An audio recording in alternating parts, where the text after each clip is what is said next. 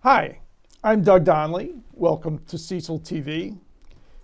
Continuing with our series of candidate interviews, tonight we welcome one of the better-known elected leaders in Cecil County, Al Miller.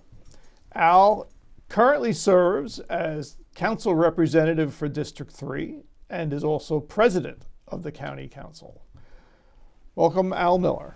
Thank you, Doug. I appreciate the offer to come by. Yes, thank you for being here.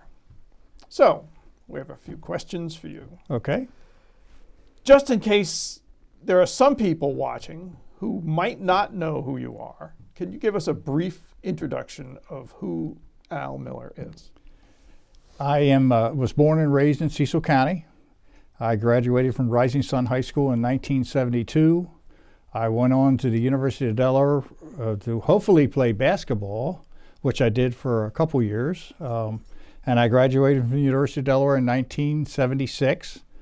The only 4 years I didn't live in Cecil County was when I was at the University of Delaware for 4 years. I work at Ag Industrial Equipment and Company in Rising Sun, Maryland. I'm in the used to be a dairy farmer.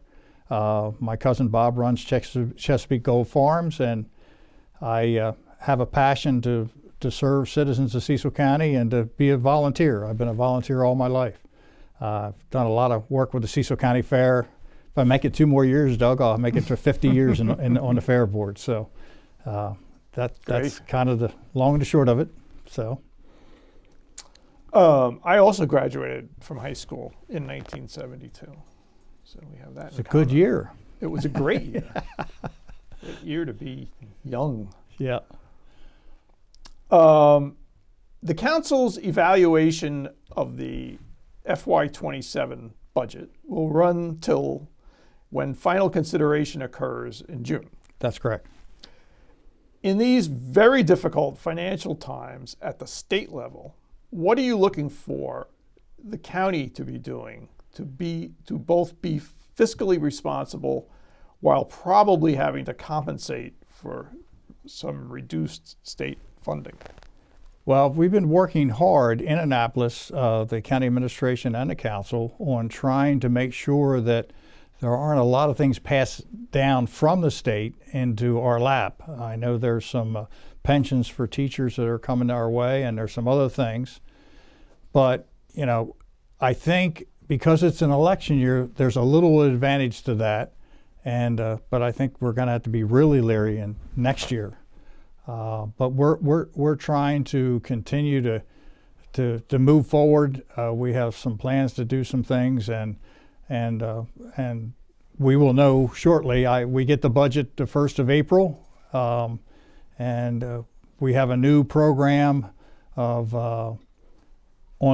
with the administration. So the budgeting process hopefully will go very smoothly and possibly a little more quickly. We'll find out more. I get trained tomorrow night, so I'll know more tomorrow night after we get our training. Yes. To hear about this. Yeah. Okay. In the state of Maryland, there's a huge pressure to generate more electricity. You've made it a mission to protect good farmland from being converted to solar farms. Yes. How do you think these potential opposing forces will play out in Cecil County? Well, first of all, I want to make it really clear there's no such thing as a solar farm. There's solar on agricultural farms. And what we did in Cecil County is we passed a bill a couple years ago that said you were not allowed to put solar on Class 1 soils. Class 1 soils are the best most productive farm ground that you can have. And my opinion is if we allow people to put solar on Class 1 soils and they get covered up, then we're going to lose agricultural productivity, obviously, and the ability to feed this country and half the world. It is really important that we are very careful where to put it. Right now, there's a bill in Annapolis that promotes putting it on solar or on rooftops, or on landfills, or on brownfields. That's where the solar panels should go. The unfortunate part is the federal government was financing or subsidizing a lot of these solar farms, and that's what we've been up against. Now that's going to go away, and hopefully things will slow down. There's a lot of pressure in Cecil County right now for solar farms, and it's difficult because if you have there's a private property rights, and you have to be careful. But on the other hand, we need to save. Farmers need to have the ability to make money and to be productive and grow food for this country and do what they do. So it's, and I can tell you, solar is not the most efficient way to make electricity by any means. In Ocean City last year, I was told that in August, it was only 25% efficiencies in solar. So, and you obviously don't get much solar in the nighttime and when it's cloudy and it's rainy. Right. There are other options. There are other opportunities. It's part of the mix, though. It's part of the mix, and it's going to stay part of the mix. Right. But my thoughts were always to put it along I-95. Right. Keep the heat off the road. You got plenty of places to do it. Opportunities. Not to go off on a tangent. Yep. I always thought they should build like railroads or light rail down the middle of I-95. Yeah. Yeah. It's wasted space. That's correct. Yeah. So. Okay. So this is not exactly an election issue, but I know it is something you're very interested in. Can you give us your interpretation of why the Maryland 5-Star event has been canceled?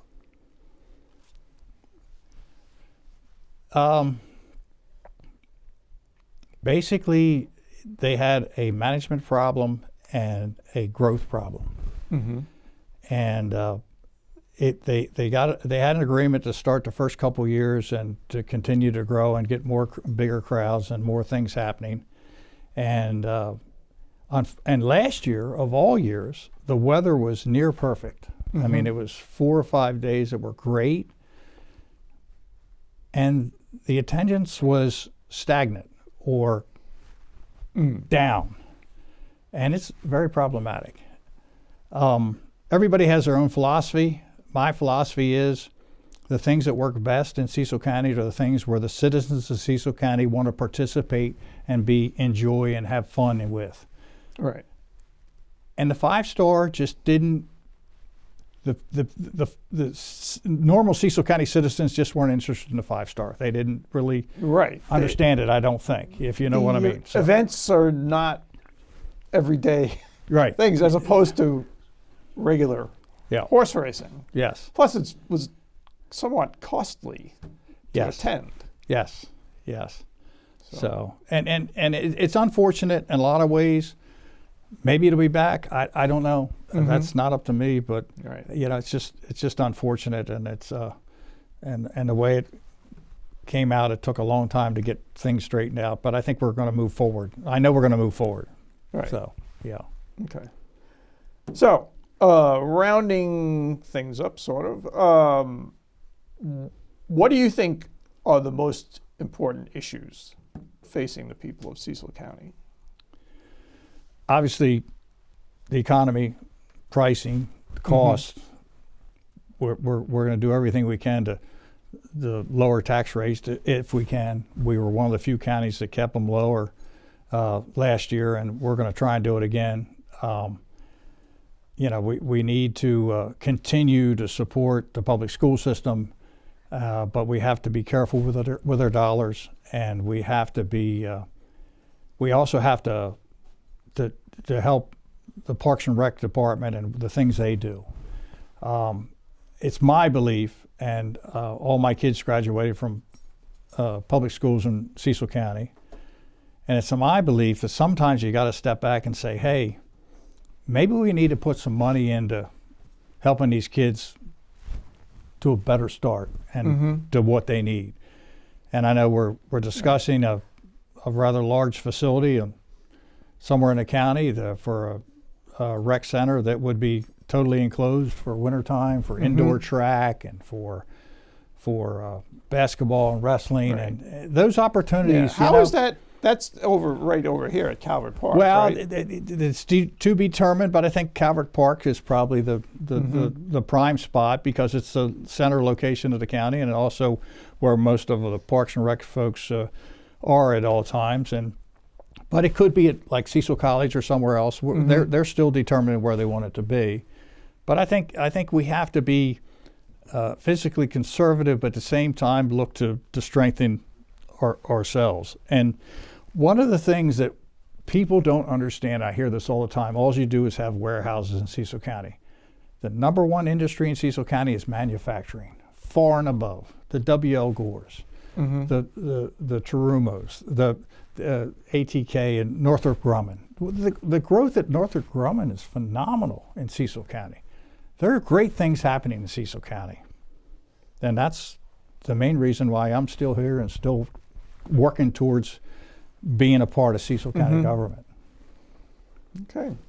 So any final thoughts? Well, anything we left out? I guess the main thing is that I just really appreciate the opportunity to talk to you. I want everybody to understand you have a right to vote. Please go out and vote. Your vote does count. It does matter. And you have questions or comments, we're always open. Our council meetings are open to the public, and you're welcome to come at any time. And we look forward to a good summer and better days ahead as we go forward. Better days ahead. Okay, Al, well, thank you very much. Thank you. I appreciate your time, brother. Great to have you here. Nice to be here. All right. And with that, good night, ladies and gentlemen.